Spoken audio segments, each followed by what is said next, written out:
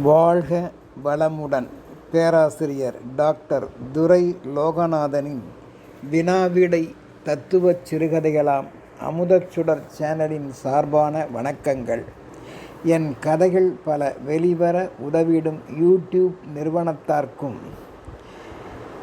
TV சேனலுக்கும் என் கதைகளுக்கு நாளுக்கு நாள் அமோக ஆதரவு தந்து வருகின்ற ரசிகப் பெருமக்களுக்கும் இன்ஸ்டாகிராமிற்கும் வாழ்த்துக்களும் வணக்கங்களும். எனது இன்றைய கதை தலைப்பானது நீதிபதியின் தீர்ப்பு உணர்வுகள். காண்போம். அன்று வழக்கம்போல் தஞ்சையில் நீதிமன்றம் கூடி நீதிகள் கற்பித்து தண்டனை வழங்கி சபையானது நிறைவடைந்தது. மறுநாள் கோர்ட் முடிந்ததும் நீதிபதி சிங்கப்பெருமாளை அனைவரும் சுற்றி நின்று பாராட்டினர். அப்பொழுது செய்தி திரட்டுவோர் நீதிபதியை அங்கு பேட்டி கண்டனர். ஐயா, தாங்கள் தங்கள் அனுபவத்தில் பல தீர்ப்புகள் வழங்கி உள்ளீர்கள்.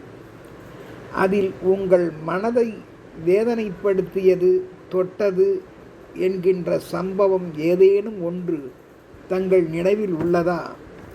அதை தங்கள் நெஞ்சத்திலிருந்து தற்போது வெளிப்படுத்த முடியுமா என்றும் பேட்டி கண்டனர் பணிவுடன். சிறிது நேரம் யோசனையில் மூழ்கிய நீதிபதி சிங்கப்பெருமாள் அவர்கள் சிந்தித்தவாறு, ஆம், சில வருடங்களுக்கு முன்பு என்னிடம் வந்த வழக்கை ஞாபகப்படுத்தி கூறுகின்றேன். அன்று நீதிமன்றம் கூடியது. அப்போது எனது முன்பு கூண்டில் ஒரு வயதான, மேனி தளர்ந்த, கிழிந்த, சில பகுதிகள் தெரியும்படியான ஆடையுடன் தோன்றினாள் ஒரு மூதாட்டி. அவ்வாறு நின்றவள் தனது கருத்தை வெளியிட்டார்கள். அதாவது, என் பெண்ணை நாங்கள் ஒரு கஷ்டமும் தெரியாமல் வளர்த்து ஆளாக்கி படிக்க வைத்தோம். ஆனால் திடீரென்று எங்களிடம் சொல்லிக்கொள்ளாமல் போய்விட்டாள். அவளை கண்டுபிடித்து தாருங்கள் என்று முறையிட்டனர். அப்போது நானோ, சரி, உங்கள் கணவர் தற்போது எங்கு உள்ளார் என்று கேட்டேன். அதோ அந்த உங்களுக்கு எதிரில் உள்ள அந்த வீல் சேரில்தான் கால் எழுந்து நடக்க முடியாமல் அமர்ந்து உள்ளாரே, அவர்தான் என் கணவர் என்றாள் மூதாட்டி. அவரும் கைகூப்பி வணங்கினார். பார்க்க பரிதாபமாக இருந்தது. அனாதைகள் போன்ற காட்சிதான் என் உள்ளத்தில் எழுந்தது. உடன் நான் இது பற்றி வாதிட உங்களுக்கு ஒரு வக்கீல் வேண்டாமா என்றேன். அவர்கள் வேண்டும் போதெல்லாம் அவர்களிடம் நடந்து செல்ல, அடிக்கடி போய் வர எங்களுக்கு இரும்பு கால்கள் இல்லையே, நடந்து நடந்து கால் வலி வராதா? மற்றும் அவர்கள் கேட்கும் போதெல்லாம் அவர்களுக்கு நாங்கள் கொடுத்து கொண்டே இருக்க எங்களுக்கு தங்கத்தால் ஆகிய கைகளும் இல்லையே, நாங்கள் என்ன செய்வோம் என்று இருவரும் வாதாடினர். நாங்கள் ஏழைகள், தள்ளாடி ஜீவனம் நடத்தி வருபவர்கள். என் பெண்ணையும் காணாது தவிக்கின்றோம். எங்களால் என்ன செய்ய முடியும்? அதனால்தான் வக்கீல்கள் அமைத்து கொள்ளவில்லை என்று கூறி என்னையே திகைப்பிற்கு ஆளாக்கிவிட்டனர் அந்த மூதாட்டியும் அந்த பெரியவரும். உடன் செய்தியாளர்கள் நீதிக்கே விடை கிடைக்க வாய்தாவால் படும் பாட்டை வக்கீல்கள் வழி மூதாட்டி தெரிவித்ததும் சரியேதான் என்றனர். பணமும் மனமும் வீணே பாழாகும் என்பதை மூதாட்டி பெரியவர் தங்கள் வாதத்தில் தெரிவித்தது சரியே. நாங்களும் அதை உணர்ந்து கொண்டோம். ஐயா, அவர்களின் வாதங்கள் பற்றி முழுமையாய் தெரிவிக்க வேண்டினர். உடனே நீதிபதி மூதாட்டி ரம்பை உரைத்ததை கண்முன் கொண்டு வந்தார். ஐயா நீதிபதி அவர்களே, நாங்கள் நடுத்தர குடும்பத்தினரே. என் கணவர் ரயில்வேயில் பழுதுபார்க்கும் பணியை செய்து கொண்டிருந்தார் முன்பு. நானும் கிடைக்கும் பெண்கள் சம்பந்தப்பட்ட கைவேலைகளுக்கு சென்று ஓய்வு நேரத்தில் ஊதியம் கொண்டு வந்தேன். எனது மகளை செல்லமாக கஷ்டம் தெரியாமல் வளர்த்து வயதுக்கு வரும் வரையில் படிக்கவும் வைத்துவிட்டோம். எங்கள் கஷ்டம் எதுவும் அவளுக்கு தெரியாது. தற்போது என் மகள் பிரியாவை காணாது தவிக்கின்றோம். படிக்க வைத்து வளர்த்தோம். ஆனால் எங்களை திகைக்க வைத்து சென்று விட்டாளே, அவளை எங்களுக்கு தேடித்தாருங்கள். குழந்தை வெளியே என்ன பாடுபடுகிறாளோ, யாரால் கடத்தப்பட்டாலோ ஒன்றும் புரியவில்லை என்று விம்மி விம்மி அழுதாள் அந்த மூதாட்டியும். பல வருடங்களாக ரயில்வே பணி செய்து வந்த என் கணவர் மாணிக்கம் கால் அடிபட்டு ஊனம் ஆகிவிட்டது என்றும் அழுது புலம்பினாள் மூதாட்டி. மருத்துவரிடம் காண்பித்தும் பயனில்லை. வீட்டிலேயே இருந்து வருகின்றார். கிளிக்கு இறக்கை முளைத்தவுடன் பிரியா செல்லம் எங்களை பிரியாக இருக்க விட்டுவிட்டு வீட்டை விட்டே பறந்து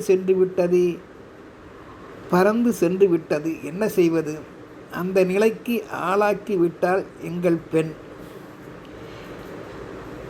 எங்கள் பெண் டிகிரி கிடைத்த நிலையிலும் எங்களை மதிக்கவில்லையா? அல்லது படித்தவுடன் எவரும் தட்டி சென்று விட்டார்களா? அவளை உடன் அழைத்து சென்று விட்டார்களா? ஒன்றும் புரியவில்லை. அவள் தற்போது எங்கு உள்ளாள் என்றும் எங்களுக்கு தெரியவில்லை என்று கண்ணீர் வடித்தனர் மூதாட்டியும் அந்த பெரியவரும். மாணிக்கம் கண்ணீரை கண்டதும், அந்த மூதாட்டி தன் கணவர் கண்ணீரை கண்டதும் மேலும் மேலும் விம்மி அழுதாள். எனக்கு பரிதாபமாக இருந்தது என்றார் நீதிபதி. தங்களின் தற்போதைய ஏழ்மை நிலையை, கஷ்டத்தை நினைத்தவாறு அவர்கள் அழுவதை நான் உணர்ந்து கொண்டேன் என்று நிருபர்கள் கேட்ட கேள்விக்கு பதிலளித்தார் இந்த நீதிபதி அவர்கள். உடனே நிருபர்கள் பிறகு, அவள் பிரியா கதிதான் என்ன ஆயிற்று? நீங்கள் அவளை தேடுவதற்கு ஏதேனும் உபாயம் செய்தீர்களா? அவர்களுடைய பரிதாபத்துக்கு ஏதேனும் தீர்ப்பு சொன்னீர்களா என்று கேட்டனர். அதுவா?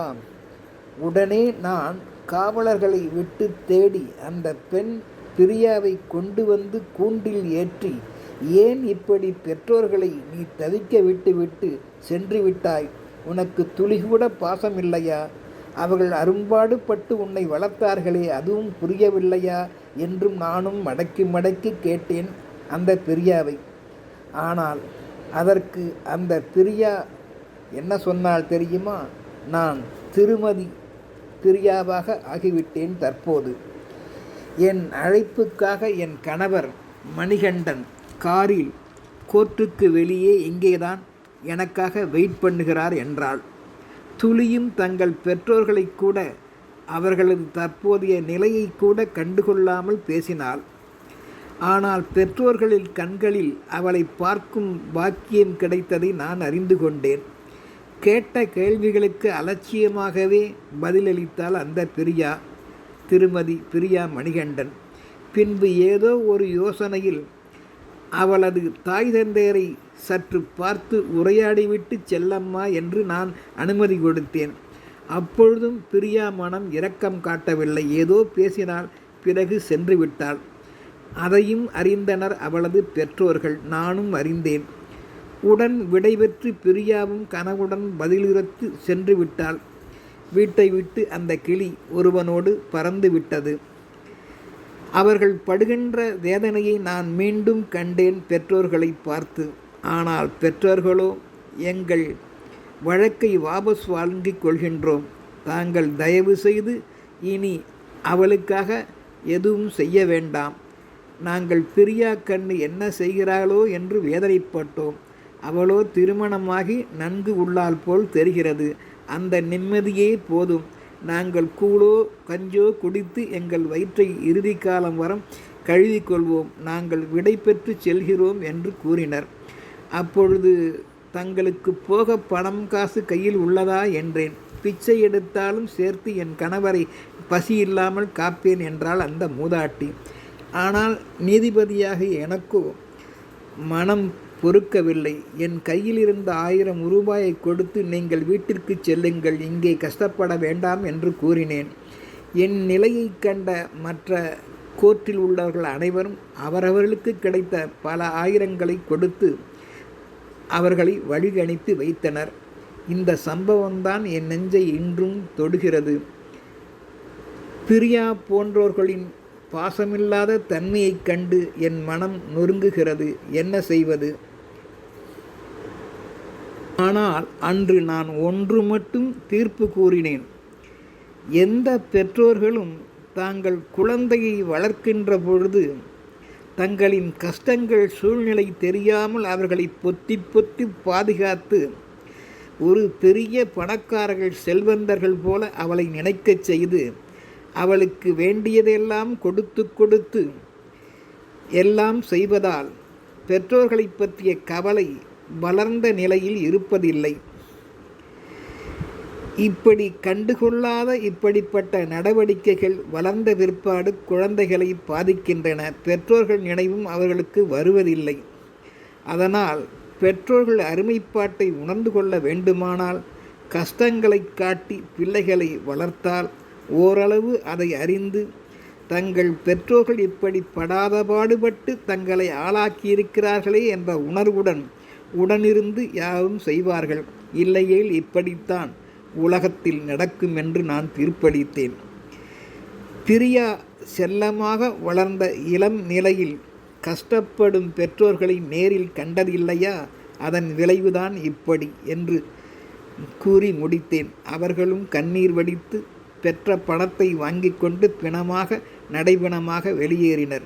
அந்த காட்சிதான் பத்திரிகையாளர்களே, செய்தியாளர்களே, இன்றும் என் மனதுள் வாட்டி வதைக்கிறது என்று தீர்ப்பு முடித்தார். இந்த நீதிபதியினுடைய தீர்ப்பு உணர்வுகள் சரிதானே.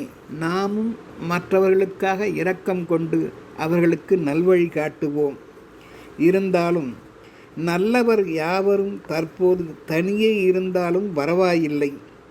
கட்டாயப்படுத்தி பிரிந்த பிரியா போன்றோர் உறவை மீண்டும் தொடர முயற்சிக்காதீர்கள். எவருக்கும் தனிமை வாழ்வில் தைரியம் ஒன்றே துணை. தைரியம் நம்மை என்றும் காக்கும். நம்புவோம். வாழ்க வளமுடன்.